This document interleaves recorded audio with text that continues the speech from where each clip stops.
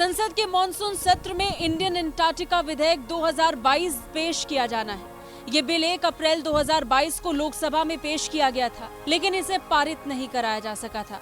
Monsoon सत्र में इस विधेयक को पारित कराने के लिए सूचीबद्ध किया गया। एंटार्क्टिका नाम से ये बिल भारत के लिए क्यों अहम है, आज ये जानते हैं। इस बिल का मकसद एंटार्क्टिका पर किसी भी तरह से पौधों, पशु पक्षियों और सील मछलियों को नुकसान पहुंचाना, फायर आर्म्स का इस्तेमाल और यहाँ के जीव जंतुओं को किसी भी तरह से परेशान करने पर रोक होगी। विधेयक के मुताबिक एंटार्क्टिका में ऐसे पक्षियों, जानवरों, पौधों या माइक्रोस्कोपिक जीवों को नहीं लाया जा सकता जो इस क्षेत्र के नहीं है। सबसे पहले जानते हैं कि एंटार्क्टिका है क्या, जिसका इतना जिक्र हो रहा है। एंटार्क्टिका एक महाद्वीप है जो पृथ्वी के दक्षिण ध्रुव पर स्थित है। ये निर्जन इलाका है और पूरी तरह बर्फ से ढका हुआ। पृथ्वी पर उत्तरी ध्रुव और दक्षिणी ध्रुव सबसे ठंडी जगह है। ये इलाके इतने ठंडे इसलिए हैं क्योंकि पृथ्वी के ठीक ऊपर और नीचे होने की वजह से सूर्य की सीधी रोशनी यहाँ नहीं पड़ती। इन दोनों जगहों पर सूरज हमेशा क्षितिज पर रहता है। ये साफ पानी का दुनिया का सबसे बड़ा स्रोत भी है। ये कई दुर्लभ जीव जंतुओं का घर भी है,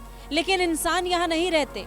हालांकि सालों से दुनिया भर के तमाम वैज्ञानिक यहाँ शोध कर रहे हैं। क्यों बनाई गई एंटार्क्टिका संधि? दुनिया प्रकृति के इस अहम हिस्से को बचाना चाहती है और इसलिए 1959 में 12 देशों ने मिलकर एक संधि पर हस्ताक्षर किए। इसे एंटार्क्टिका संधि कहा जाता है। इस संधि में यह प्रावधान किया गया कि दुनिया के तमाम देश आपस में सहयोग के साथ शांतिपूर्ण ढंग से शोध करेंगे, लेकिन यहाँ पर कोई सैन्य गतिविधियाँ नहीं की जाएंगी। भारत ने 1983 में संधि पर हस्ताक्षर किए थे, लेकिन 40 साल बाद भारत सरकार इस पर एक बिल ला रही है, इंडियन एंटार्क्टिका बिल 2022।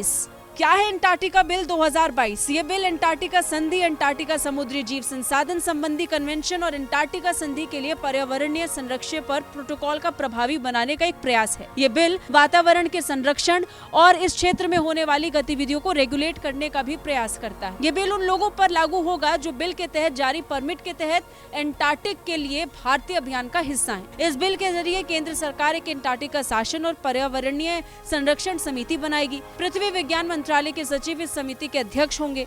इस विधेयक में परमिट जारी करने और कई कार्यों पर रोक लगाए जाने के प्रावधान है। यानी एंटार्क्टिका में भारतीय मिशन पर गए लोगों को किसी भी तरीके की गलती नहीं करनी है और गलती, अनियमितता, अपराध जैसी चीजों पर भारत की अदालतों में इसे लेकर फैसले लिए जाएंगे और इसी को लेकर ये कानून लाया जा रहा है। अभी तक एंटार्क्टिका में भारतीय अभियानों पर अंतर्राष्ट्रीय कानून चलता था। अभी तक अभियानों के दौरान किए गए अपराधों या पर्यावरण अपराधों के खिलाफ कार्रवाई करने के लिए कोई कानून नहीं था। इस बिल के तहत एंटार्क्टिका में खुदाई, ड्रेजिंग, उत्खनन या खनिज संसाधनों के संग्रह पर पूरी तरह से रोक होगी। ये चीजें सिर्फ वैज्ञानिक शोध के लिए ही की जा सकेंगी, वो भी अनुमति के बाद। ब्यूरो रिपोर्ट, भारत तक।